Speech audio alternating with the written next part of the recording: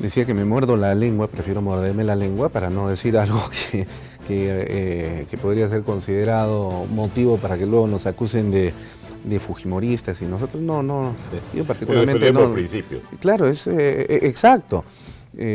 Como decía Amonio de Hermias, soy amigo de Platón, pero soy más amigo de la verdad. Claro. Y lo cierto es que el derecho se construye, o debe construirse en todo caso, sobre la base de consideraciones epistemológicamente definidas, consideraciones lógicas, no sobre criterios inventados en el minuto cero para poder convertirlo en un argumento que tienda a defender intereses preconcebidos. Yo particularmente no comparto ni veo al derecho de esa manera, ¿no? Ahora, volviendo al caso del indulto a Alberto Fujimori, el caso ya ha sido visto en la Corte, Sí, ¿verdad? sí. ¿Cuál es el resultado de la...? Bueno, hasta el momento no se conoce. Se comenta de que por presión de determinadas ONG van a declarar que la Corte no puede anular. La Corte lo que podría recomendar que se lleva adelante un procedimiento para declarar la nulidad del indulto. Porque la Corte no puede disponer que se anule ese indulto. Está bien, lo dijo en el caso de la amnistía, declaró que era improcedente la amnistía, en el caso de Barrio Saltos y la Cantuta, pero que ellos puedan decir en este momento se anula esa resolución dada por el presidente de la República para los efectos de indultar a Fujimori. El presidente dejaría de ser presidente. Por supuesto. Es una facultad presidencial. Virreinal, ¿verdad? Por supuesto. Pero cierto. Pues tranquilamente él pudo dictar, ni siquiera arguir de un indulto humanitario. Bueno, yo le doy el indulto porque quiero darle. Esa es su facultad. Es su facultad presidencial. Y siempre se ha otorgado. Desgraciadamente hace cuestión de 4 o 5 años se dio que el indulto podía ser humanitario para que no se cumpliera o se diera después de cumplir el 50% de la pena. Pero vayamos nosotros a lo siguiente. La forma y el fundamento que está sosteniendo estas ONGs en la Corte Interamericana es de que él ha sido sancionado por esa humanidad y él no ha sido sancionado por esa humanidad. ¿Por qué? Porque el argumento es si él fue sentenciado como autor de un homicidio calificado considerado como lesa humanidad, indudablemente que no goza de un indulto. Pero vayamos nosotros lo que hablamos anteriormente. ¿Cuándo se cometió el hecho delictivo? ¿Cuándo se consideró como lesa humanidad aquí en nuestro país? ¿Cuándo entra en vigencia? A partir del año 2001. De tal manera de que no podemos retrotraer una ley penal, y Roxy decía algo bien claro, que se abusa del derecho penal para los efectos de conseguir determinados sentencias o determinadas tipificaciones en contra de tal o cual persona que tiene problemas de carácter político con el gobierno de turno o con el Congreso de turno. Bien. Yo pienso ya esto de manera personal que cuando se obtienen sentencias de este tipo que ponen en tela de juicio toda la estructura epistemológica del derecho, los resultados son que obtenemos sentencias que son aplaudidas por las tribunas de cierto sector político-social del país y por supuesto de la región, ¿no? Me estoy refiriendo específicamente pues a aquellos sectores a los que les agrada mucho hacer persecución de funcionarios públicos y son más relajados con terroristas que le han hecho tanto y grave daño al Estado. Pero que ganando los aplausos de ese sector se termina erosionando la solidez del derecho. Y eso es lo que preocupa realmente, porque ¿cuál va a ser la herencia que vamos a dejar dentro de los próximos 20 o 30 años en el campo jurídico cuando probablemente nosotros ya no estemos aquí? Es decir, derecho puede ser cualquier cosa, lo que se le ocurra a una fuerza dominante por presión mediática, ¿no es cierto? Y guiado bajo la idea de ese criterio denominado de lo políticamente correcto, donde hay cosas que se pueden decir, hay cosas que preferible no decirlas, porque si no, no es políticamente correcto y uno puede ser sujeto pues de algunas llamadas de atención, e incluso se le puede hasta velar su desarrollo profesional. Pero ese criterio de lo políticamente correcto es un criterio cobarde, que lo único que hace es rendirle pleitesía a la incapacidad para reflexionar autónomamente por uno mismo y dejarse guiar por lo que el que lleva la batuta, que seguramente la lleva por alguna razón, pero que eso no asegura de que sea pues el más especializado en una materia determinada, hay que seguirlo porque está llevando la batuta.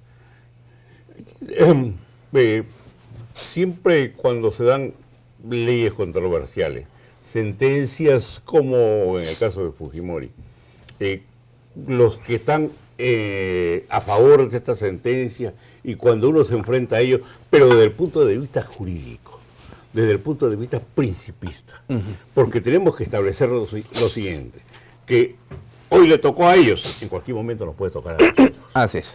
Así que hay que defender principios. Exacto. Y si no defendemos principios y hacemos ver ante la opinión pública lo absurdo, lo ilegal de esta sentencia o de esta ley, ellos argumentan lo siguiente: fujimorista, defensor de violadores, cuando uno defiende a usted contra la pena de muerte, sí, recurren a estos calificativos, pero como siempre le digo, bueno, yo quiero respuestas jurídicas. Díganme ustedes, ¿por qué están de acuerdo con esta sentencia? Yo no estoy de acuerdo con esta sentencia, o no estoy de acuerdo con ella por tal y tales razones, desde el punto de vista jurídico.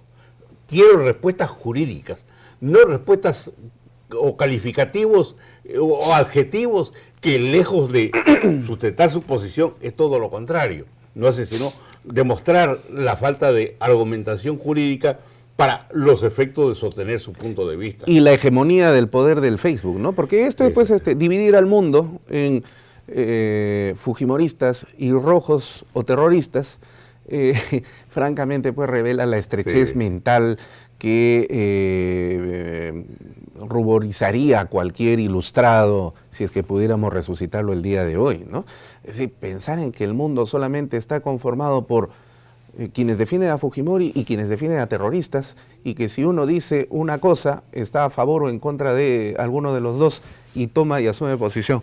Qué absurdo realmente, ¿no? Desgraciadamente, y lo vemos en las últimas elecciones, en los últimos problemas en los que el anti está funcionando. Y ¿quién sufre la consecuencia? El país. Ahora, volviendo al tema jurídico. El control de convencionalidad es precisamente el que se ha encargado de establecer ciertas pautas y criterios de jus cogens, con criterios jus cogens, cómo deberían organizarse los procesos judiciales en los casos que involucran hechos considerados doctrinariamente como crímenes de lesa humanidad. Pero este control de convencionalidad colisiona enormemente con el principio de legalidad, ¿no? En varios casos. Hemos tenido aquí nosotros conversaciones con algunos especialistas a los cuales también le hemos formulado la misma pregunta, ¿no? ¿Qué es preferible? Optar por el criterio del control de convencionalidad para aplicar como una ola tsunami que se lleva cualquier otro principio de legalidad y sobre los que se erige la ciencia del derecho, y ganarse los aplausos de la tribuna, o más bien aplicar principios y valores propios del derecho, aún a pesar de que las sentencias no caigan bien en determinado sector de la sociedad. Entonces, ahí hay un pugilato entre el control de convencionalidad y el principio de legalidad. Y yo creo que, por ejemplo, estas sesiones que organiza la Academia de la Magistratura para los que van a ejercer como jueces o como fiscales es de vital importancia. Por una razón bien sencilla, porque ¿por qué no aplicamos nosotros, o los jueces no aplican el control difuso? por el temor al que dirán. Mm. ¿Por qué algunos jueces exageran en cuanto al uso y abuso de la prisión preventiva? Por el que dirán. ¿Sí? Aquí se resuelven los casos, algunos casos, o algunos jueces actúan por el que dirán, pero no por lo que dice la ley. Y aquí tenemos nosotros que, ¿cómo voy a preferir? Indudablemente que todos y cada uno de nosotros estamos en total desacuerdo y nos indigna las muertes que se produjeron, pero apliquemos la ley. Si el Estado no fue capaz de sancionar a una persona dentro del plazo que señala la ley para los efectos de la prescripción, ¿por qué lo vamos a sancionar? Estamos violando la ley. Si el delito de lesa humanidad no estaba previsto como delito en el momento que se cometió el hecho delictivo, ¿por qué lo vamos a sancionar como delito de lesa humanidad? Y declaró imprescriptible. Lo que usted está sugiriendo es que los acusados de crímenes de lesa humanidad, de violaciones de derechos humanos, hoy día son sujetos al mismo tiempo de procesos en los cuales se les viola sus derechos humanos a cualquier costo para recibir una sanción, ya no a título de venganza, sino, perdón, de justicia, sino de venganza. Eso es lo que usted está... Eso es lo que viene sucediendo. Y soy testigo porque yo ejerzo la profesión activamente. Y conozco, no solamente desde el punto de vista doctrinario como profesor, y también en su momento ejercí la magistratura, sino también en mi condición de abogado en ejercicio. Abogado de a pie, como me llamaron para ser elegido como decano. De tal manera de que esta situación ya es conveniente y es necesario de que prevalezca la ley. Prevalezca la aplicación de la ley en lo que respecta a los plazos de prescripción, en lo que respecta a la aplicación del principio de legalidad. Si no se respetan estos principios de la prescripción y la legalidad, pues no sé a dónde vamos a terminar. Dígame, conocemos varios casos de procesos contra militares seguidos por actos considerados como crímenes de lesa humanidad. ¿Cuántos procesos hay en el Perú seguidos contra Abimael Guzmán y compañía o Víctor Polay y compañía por hechos considerados crímenes de lesa humanidad? Ninguno. No conozco ninguno. ¿Ninguno? Ninguno. ¿Está usted seguro? Completamente seguro. ¿Cómo se explica eso?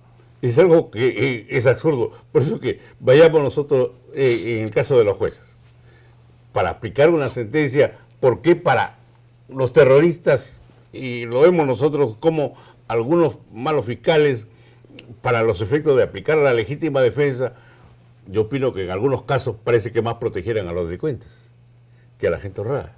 Si yo hago uso de mi arma, mato a un delincuente, soy procesado y en algunos casos voy preso por varios meses.